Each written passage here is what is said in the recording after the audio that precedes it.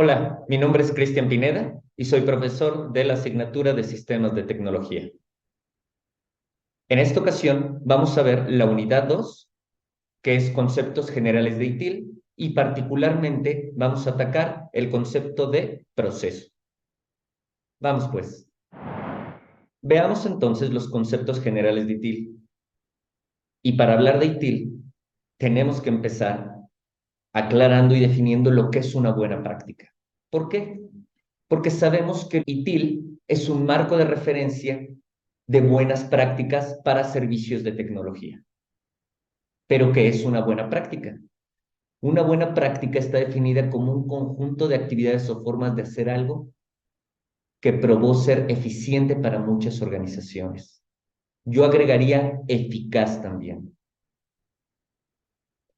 Recordemos entonces que ITIL acaba siendo una investigación que se llevó a través de muchas organizaciones donde se estuvo identificando cuáles fueron las prácticas que funcionaron para todas ellas, donde se conjuntaron y es ahí cuando se empiezan a crear la biblioteca de infraestructura de servicios de ITIL.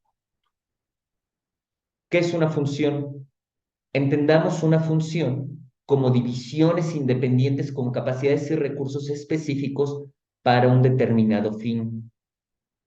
Cada función tiene sus propias prácticas y su conocimiento. Veamos entonces lo que es un proceso.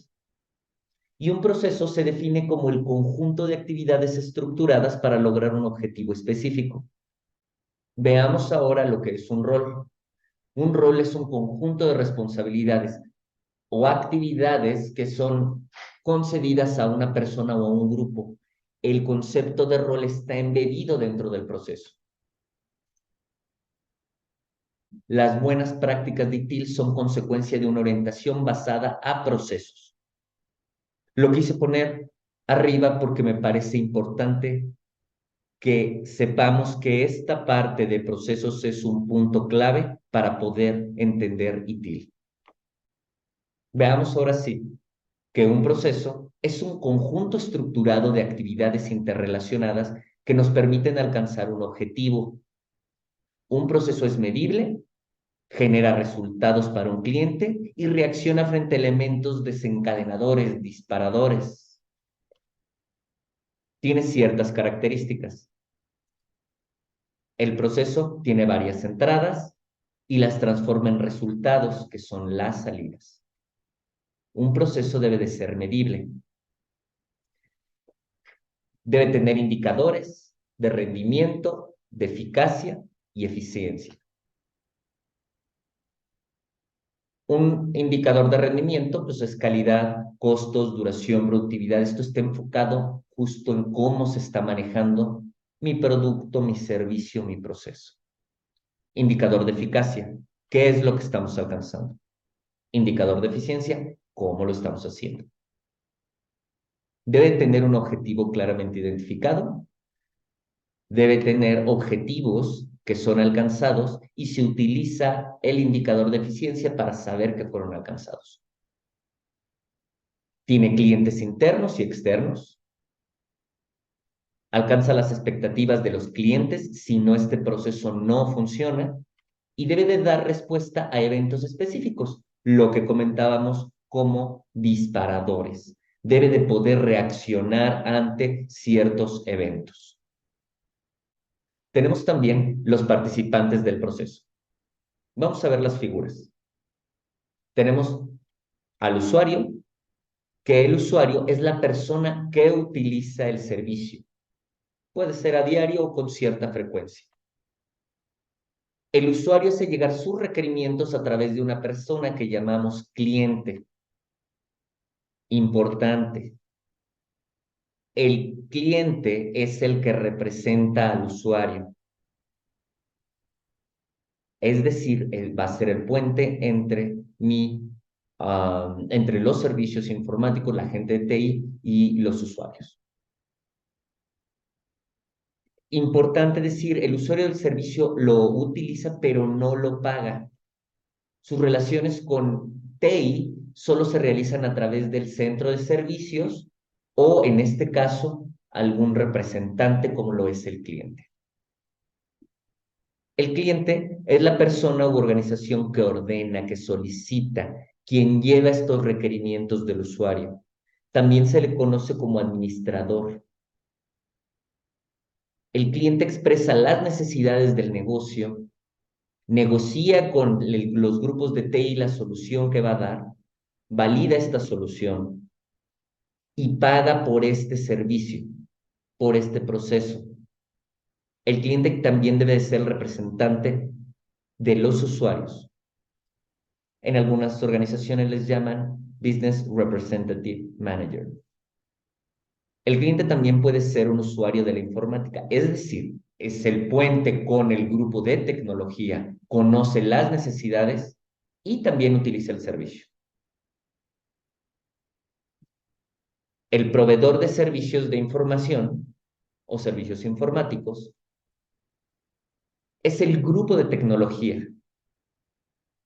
Aquí lo indicamos, hace referencia a una entidad que proporciona los servicios a los clientes, tanto internos como externos. El proveedor puede ser un departamento informático o puede ser un grupo de fuera de la organización. También dentro del proceso tenemos dos roles importantes.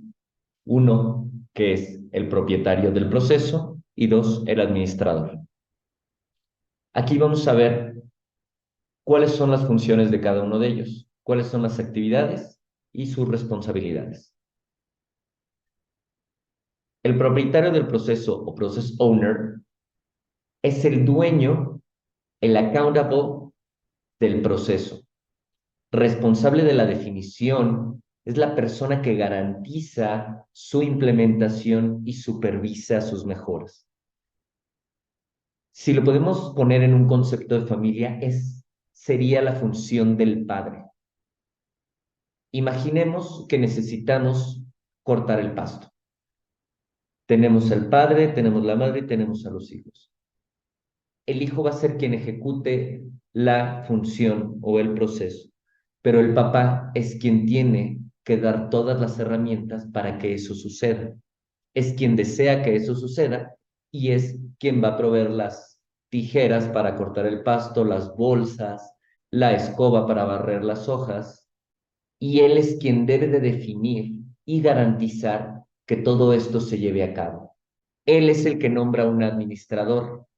Imaginemos en este ejemplo a uno de sus hijos.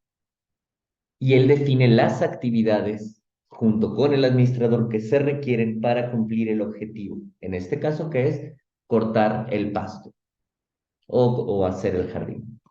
En este caso, el propietario del proceso, el dueño, el accountable, garantiza que toda la documentación del proceso sea correcta, es decir, que esté enfocada justo en lo que se busca y lo que se quiere.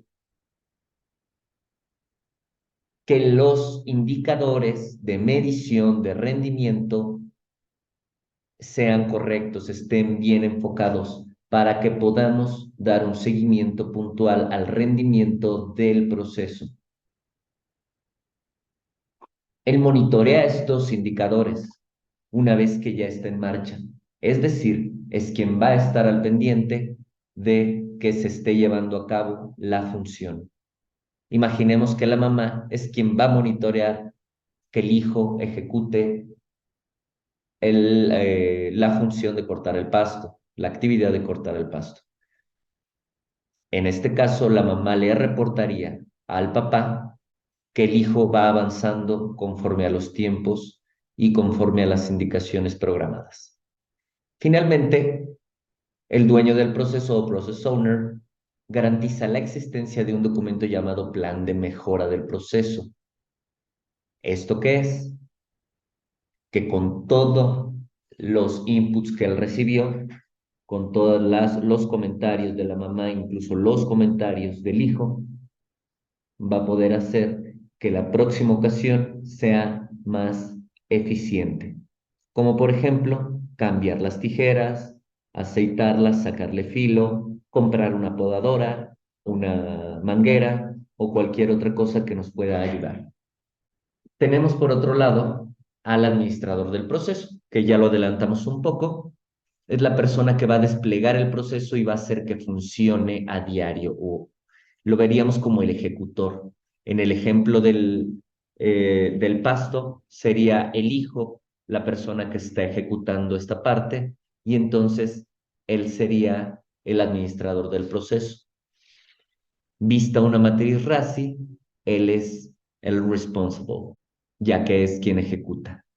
También planifica y coordina la ejecución de las actividades del proceso. Es decir, podría ser no el último que esté trabajando sobre ello, pero es la persona que está al pendiente de todo esto. Como ya lo habíamos dicho, el propietario y el administrador trabajan como un binomio en el proceso. Esta función a veces cae en una sola persona. Estas dos funciones, la de propietario y la de administrador. Es decir, acaba siendo también el que ejecuta. Esto no es recomendable y no es una buena práctica, pero las empresas pequeñas acaban trabajándolo de esta manera, ya que no tienen una segregación tan alta. El administrador trabaja también con las herramientas, es quien produce los indicadores. Es decir, la mamá en este ejemplo no es el administrador, quien es el administrador es el hijo y él va a estar produciendo, él va a estar trabajando con el jardín y es quien va a dar los entregables a la mamá y le va a decir, yo ya acabé con esta parte, yo ya acabé con esta otra. Mamá se encarga de monitorear. Como ya lo comentamos, se encarga toda la parte del reporte. Se puede tener uno o varios administradores según la complejidad del proceso. Por ejemplo, en un proceso de gestión de cambios, tenemos administradores de infraestructura, administradores de operación y administradores de otros grupos. ¿Por qué? Porque es una función muy amplia. Podría serlo dependiendo de la organización. Entonces, consideramos aquí tener varios administradores, uno por cada grupo de gestión. En el proceso, por ejemplo, de incidentes, podemos tener el administrador por sitio, podemos tener un administrador por centro de datos, dependiendo de cómo esté estructurada la empresa. Es así como vemos estas dos figuras muy importantes dentro del proceso. Veamos entonces de una manera gráfica cómo tenemos el proceso. Por un lado, tenemos las entradas. Tenemos entradas como pueden ser documentación, puede ser bitácoras, puede ser el mismo proceso, algún tipo de documento. Y tenemos disparadores. Disparadores pues son eventos que hacen que se ejecute este proceso. Dentro del proceso mismo tenemos actividades, tenemos roles, como ya lo vimos, tenemos métricas, tenemos procedimientos, tenemos instrucciones de trabajo y tenemos mejoras. Lo vimos, disparadores empiezan a hacer que se mueva este auto, es la chispa que genera que se prenda el auto. Tenemos, por otro lado, grupos de control, procesos de control. Estos van a estar monitoreando las métricas, van a estar revisando que se cumplan los objetivos. Tenemos al dueño del proceso por ahí, que no va a ejecutar el dueño del proceso, pero sí va a estar pendiente de todo lo que está pasando. Tenemos la documentación que entró también como parte de las entradas o documentación que se está generando como parte del control de cómo va el proceso y pues también la parte de feedback. Esto, ¿qué es la parte del feedback? Es yo ya tuve algún resultado del proceso, por eso lo tenemos en las salidas, algún tipo de reporte o algo, pero esto va a regresar en algún momento como para que yo pueda mejorar este proceso mismo. Tenemos habilitadores, tenemos recursos, capacidades, aptitudes, recursos tecnológicos, infraestructura, tenemos capacidad de personal, el know-how de los procesos y procedimientos. finalmente las salidas, que es el resultado del proceso. Finalmente, me gustaría dejar justo una gráfica donde podamos identificar dónde está el proceso en estas líneas de la organización. Tenemos hasta arriba la parte de políticas, que son instrucciones de gestión de alto nivel.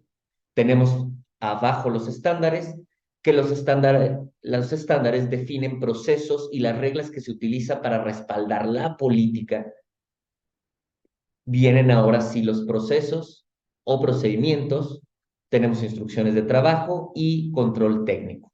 Pero es decir, los estándares son los que nos definen nuestros procesos. Con esto terminamos la sesión de hoy.